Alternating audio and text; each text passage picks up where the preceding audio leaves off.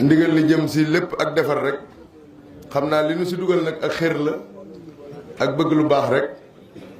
mooy danoo gis si kilifa yi ñoo ko wax ni danoo gis si internet bi ñoo xam ne dañuy jël ginaar yi wala ndawal yi di ko téye di photo ak moom loolu nag ñi ñu koy yët rafetlu wuñ ko sëriñ bi rafetlu ko di yëkkati ak ginaar gu ñu togg ba noppi téye ko di photo di ko dugal si TikTok wala Facebook loolu moom taxut ñu jóg moom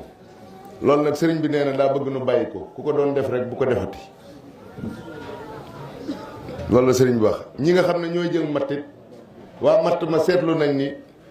ñi war a am benn saam dañuy dem léeg-léeg ñaari yoon ba ñetti yoon di jël ay saam te matt mi